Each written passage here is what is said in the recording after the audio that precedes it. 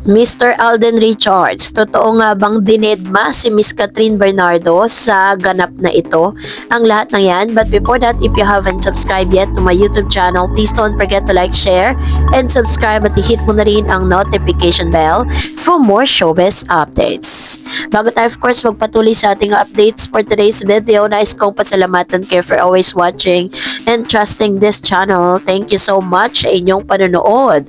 At ngayong araw, hanggang sa ngayon ay pinag-uusapan po ang ilan sa mga kaganapan sa Guillermo Awards kung saan si Alden Richards ay pinangalan ng Phenomenal Box Office King. Humiling si Alden Richards ng suporta para sa Philippine cinema sa kanyang acceptance speech. Hinirang na Phenomenal Box Office King si Alden Richards sa 53rd Guillermo Mendoza Memorial Scholarship Foundation Box Office Entertainment Awards 2025 na ginanap kagabi June 28. Ito ay para sa kanyang natatanging pagganap sa pelikulang Hello Love Again 2024 kasama niyang bumida sa naturang pelikula si Catherine Bernardo na hinirang namang Phenomenal Box Office Queen. Ang pelikulang ito ang kasalukuyang may hawak ng record bilang highest grossing Filipino movie of all time. Ito ay sequel ng pelikulang Hello Love Goodbye na ginawa ni na Alden at Catherine noong 2019. Sa kanyang acceptance speech, humiling si Alden ng suporta para sa pelikulang Pilipino.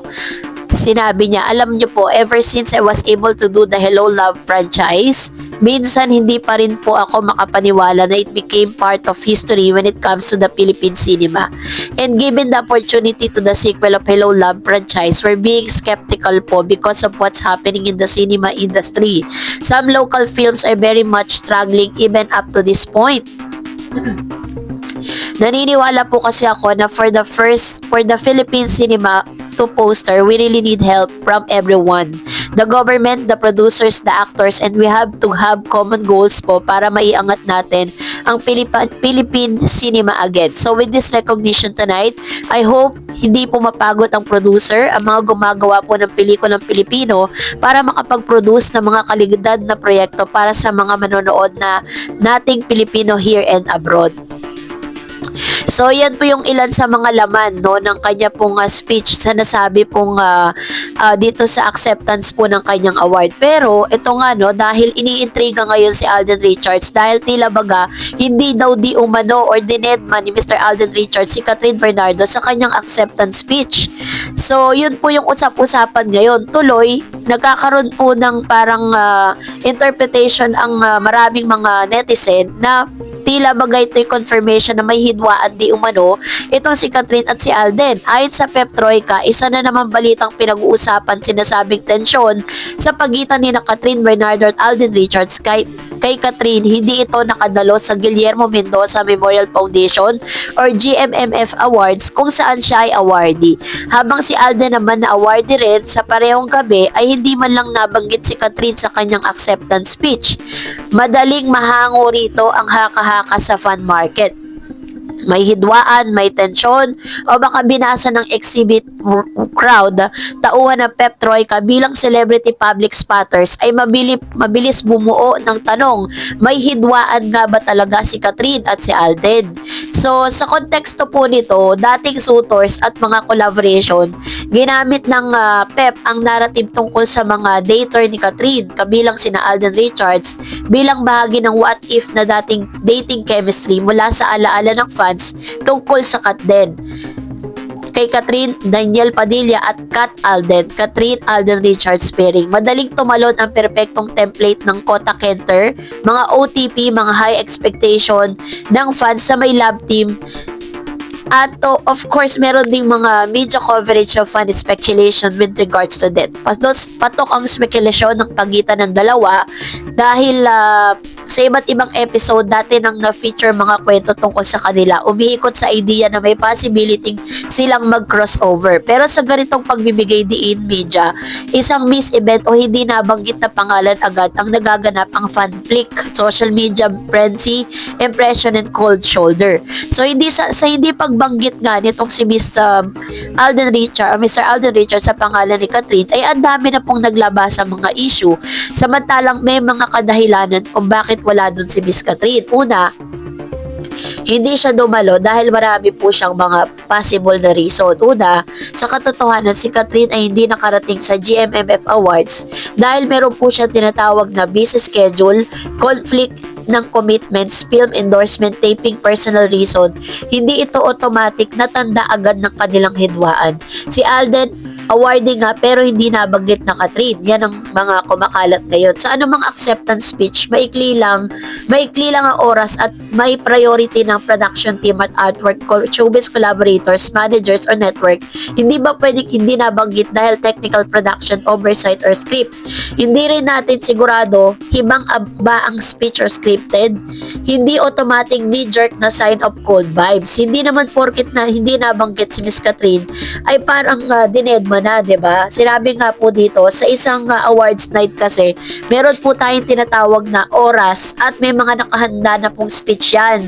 Ang mga team po ng nitong awarding ceremony na ito ay nagbibigay po sa sila ng parang kailangan mo sabihin during the speech. So, nandun na lang po talaga yun sa awardee kung ano po yung idadagdag mo. Pero, meron po kayong time allotment na kailangan nyo pong sundin dahil po meron kayong oras na sinusunod. Kaya hindi po pwede na sinasabi ng ilan na porkit hindi nabanggit ni Mr. Alden Richards si Catherine, ay meron na po silang hidwaan or meron na po silang hindi pagkakaunawaan.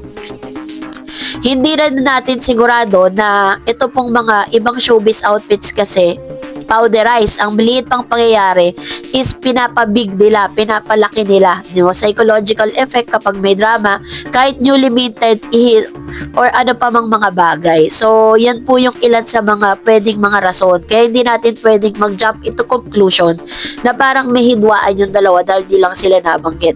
Kung mapapansin po ninyo is marami na pong mga awards no na pinalagpas itong si Miss Catherine Bernardo dahil meron siyang mas mahalaga pa para dun sa pag-accept ng awards kesa po dun sa pag-akyat sa stage kasi mas nangunguna pa rin sa kanya tinatawag na professionalism. Hindi naman pwedeng ipagpaliban niya yung trabaho niya dahil meron siyang award na tatanggapin.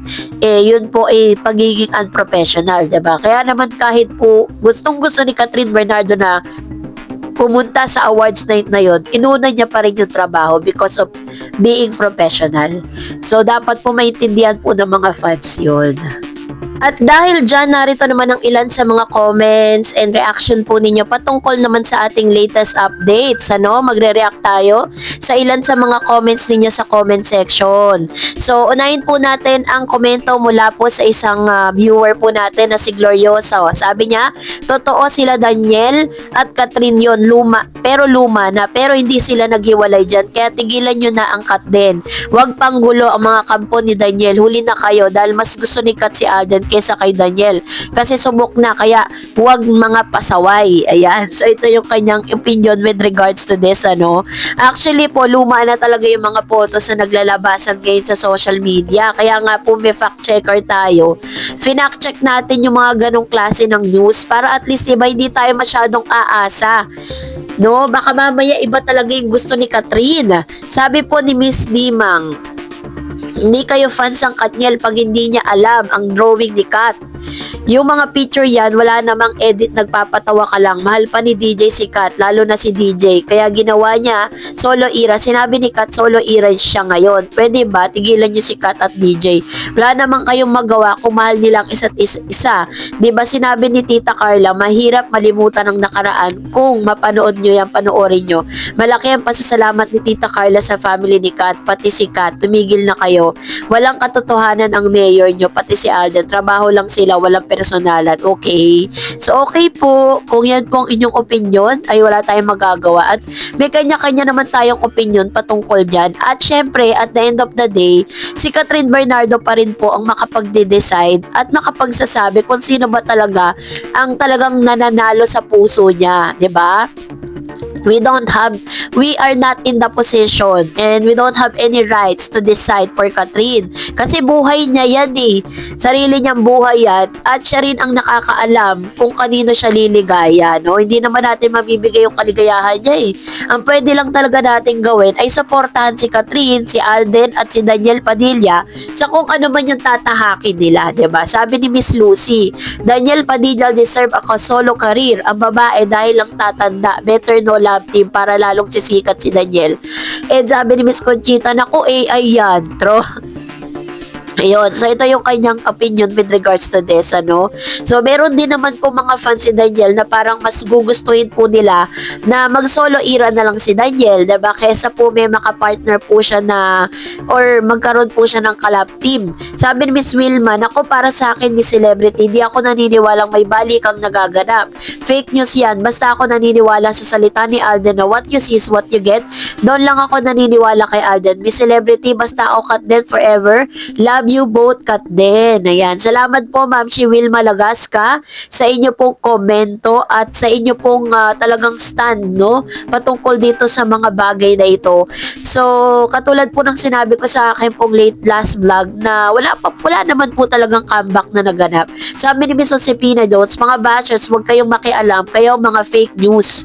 Hindi talaga kayo fan si Daniel. 12 years sinundan ko ang Katniel, kailanman walang bus haircut si Daniel.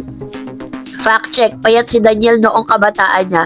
Hindi siya kagwapuhan. Maski maraming talent manager ang ina-approach si Carla para kay DJ, hindi sineryoso ni si Carla. Fact check, napansin ko, nag-uumpisa magkaalaman na si DJ noon. Nagkalaman si DJ noong 2022 sa Too Good To Be True. At lalong gumanda ang katawan si Incognito at lalaking-lalaki ang tayo, hindi babae. So, dahil doon, negative na balita nyo kay Daniel noong kinakain nyo, lalo na si Christopher Min at OG.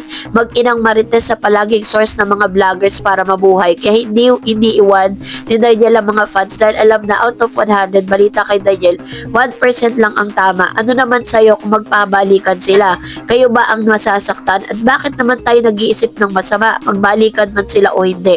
Wala na tayo doon. Hindi natin pag-aari ang mga artista. Yan. And sabi pa niya, na at bakit naman tayo nag-iisip, yan, hindi natin pag-aari mga artista kung anong gustong gawin nila sa buhay, wala na tayo doon, which is true naman.